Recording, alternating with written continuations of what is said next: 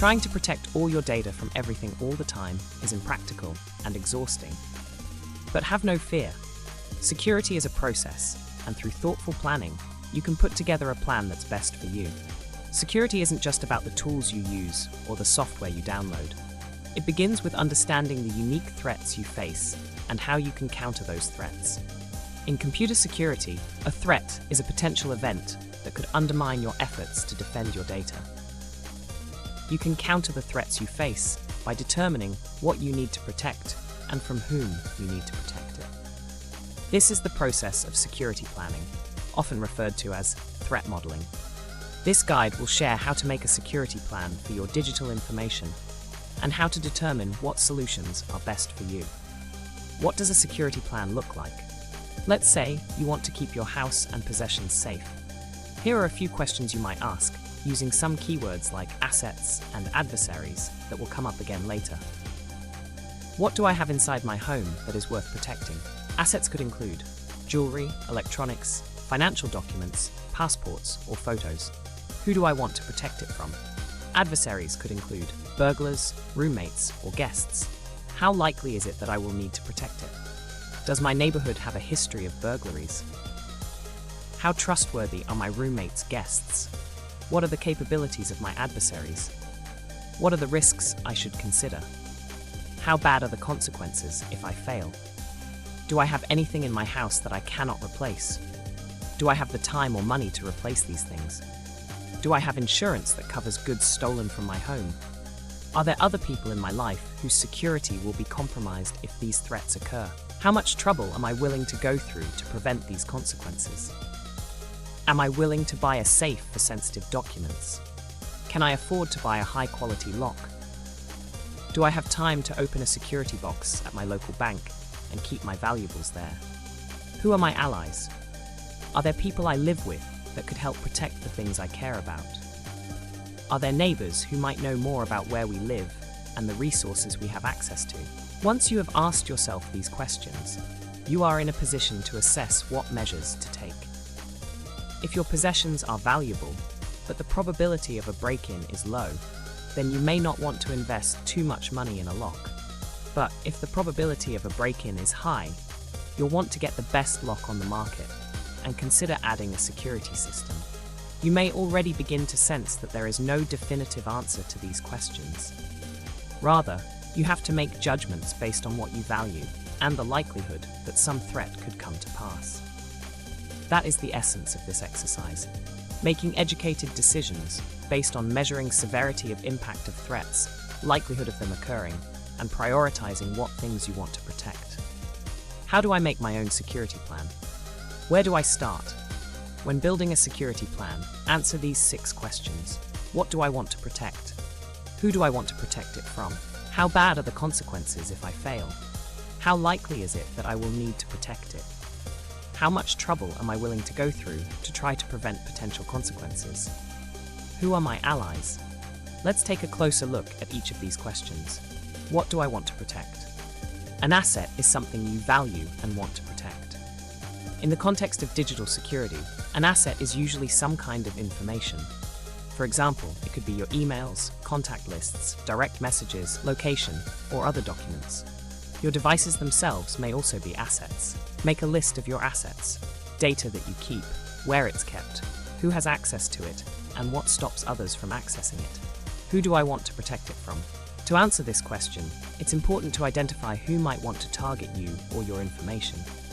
A person or entity that poses a threat to your assets is an adversary. Examples of potential adversaries are your boss, law enforcement, your former partner, your business competition, your government, or a hacker on a public network. It could even include people you would otherwise trust who might accidentally compromise your assets by being careless with their own security plans. Make a list of potential or known adversaries or those who might want to get a hold of your assets. Your list may include individuals, a government agency, or corporations. Depending on who your adversaries are, under some circumstances, this list might be something you want to destroy after you're done security planning. How bad are the consequences if I fail? There are many ways an adversary could gain access to your data. For example, an adversary could get you to click on a malicious link sent to your email address that compromises your computer. Or more simply, it could be someone screenshotting your private DMs and using that information against you. The motives of adversaries differ widely, as do their tactics. Some might be highly technically sophisticated, while others are more like scams made to gain your trust and ultimately betray it. Security planning involves understanding how bad the consequences could be if an adversary successfully gains access to one of your assets. To determine this, you should consider the capability of your adversary. For example, your mobile phone provider has access to all your phone records.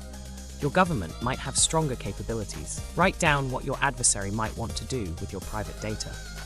How likely is it that I will need to protect it? Risk is the likelihood that a particular threat against a particular asset will actually occur. It goes hand in hand with capability. For example, while your mobile phone provider has the capability to access all of your data, the risk of them posting your private data online to harm your reputation is low. It is important to distinguish between what might happen and the probability it may happen. For instance, there is a threat that your building might collapse, but the risk of this happening is far greater in San Francisco, where earthquakes are common, than in Stockholm, where they are not. Assessing risks is both a personal and a subjective process. Many people find certain threats unacceptable, no matter the likelihood they will occur, because the mere presence of the threat at any likelihood is not worth the cost. In other cases, people disregard high risks because they don't view the threat as a problem. Write down which threats you are going to take seriously and which may be too rare or too harmless or too difficult to combat to worry about. How much trouble am I willing to go through to try to prevent potential consequences? There is no perfect option for security. Not everyone has the same priorities, concerns, or access to resources. Your risk assessment will allow you to plan the right strategy for you, balancing convenience, cost, and privacy. For example, an attorney representing a client in a national security case may be willing to go to greater lengths to protect communications about that case, such as using encrypted email, than a family member who regularly emails funny cat videos. Write down what options you have available to you to help mitigate your unique threats. Note if you have any financial constraints, technical constraints, or social constraints. Who are my allies?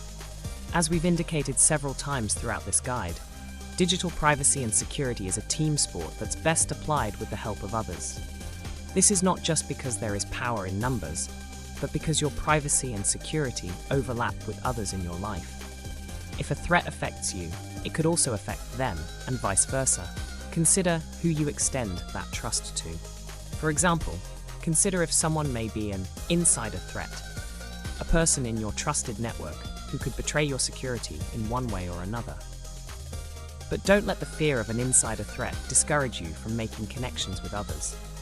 Rather, use it as a guide to urge you to plan carefully and make sure others in your circles are taking their security seriously as well. Open up a dialogue with others who likely share the same concerns you do. Come to some shared agreements about how to care for each other and what information to trust each other with. Security planning as a regular practice. Keep in mind your security plan can change as your situation changes. Thus, revisiting your security plan frequently is good practice. Create your own security plan based on your own unique situation. Then mark your calendar for a date in the future. This will prompt you to review your plan and check back in to determine whether it's still relevant to your situation.